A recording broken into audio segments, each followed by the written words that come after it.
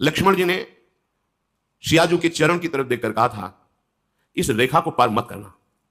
किसी की सामर्थ्य नहीं है कि इस रेखा को क्रॉस करके आपका कहीं भी अमंगल कर सके। बस मेरी प्रार्थना है कि मैं जब तक रघुनाथ जी के साथ वापस ना आ जाऊं, इस रेखा को मत पार करना। अब रेखा से पार कराने वाला भी साधारण बुद्धि नहीं रखता, वो भी माया से प्रभावित, बड़ी प्रवीणता में माया अपना काम कराती है। उसने साधु वेश रखा, भिक्षाम दे।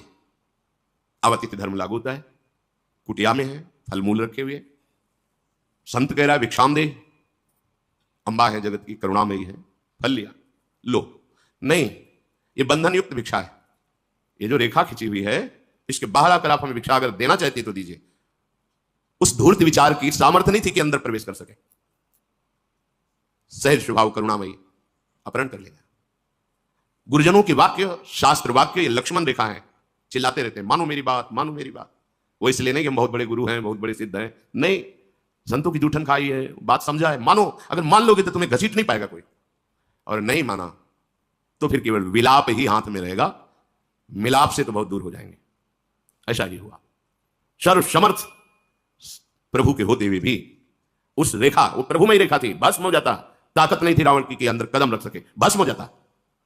ऐसे ही गुरु वचनों पर चल भस्म हो जाएगी माया, तुम्हें छू नहीं सकती, फिर आप रेखा पार कर देते हैं। यह दृढ़ निष्ठा होनी चाहिए कि अगर गुरु ने रेखा खींच दी, वचन बोल दिया है, तो भगवान भी कहेंगे तो जब तक गुरु आज्ञा नहीं करेंगे हम ये बात उनका अनादर करके उल्लंघन नहीं करेंगे। जीत गए। जहां हम मनमानी आचरण करते हैं, आज्ञा उल्लंघन करते हैं, निश्चित समझ लो आप में सामर्थ्य नहीं कि एक कदम परमार्थ चल सके। ये परमार्थ है। हम कितना भी नीचे उतर करके आपको उठाना चाहें, आप नहीं उठ पाएंगे।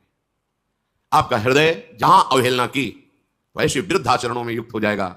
हमारी पकड़, हमारी दृष्टि बहुत दूर हो जाएगी आपसे, पास रहते हुए भी। इसलिए प्रार्थना है, आप अभागी नहीं हो, आप भाग्यवानों की पंक्ति में हो। जिन भोगों को संसार के भ्रमित जीव भोग कर गर्व कर रहे हैं, उन भोगों से प्रभु ने तुम्हें बचा लिया है। अब उनकी तरफ मत झांको। हृदय में विश्वास करो तो इसी जन्म में हमारा काम बन जाएगा। नहीं, जन्मना मरना या विनाशी शरीर नहीं। अभी तो तुम जवान हो, स्वस्थ हो, तुम्हें प्रमाद घेर रहा है। आगे आगे ऐसे भयानक रोग होंगे तुम्हारे शरीर में, ऐसी भयानक परिस्थितियां आएंगी, जीना मुश्किल हो जाएगा। अगर भगवत आश्रय लिए है तो कोहरे जैसा एक क्षण में वायु आएगी, हट गया कोहरा, फिर निर्मल।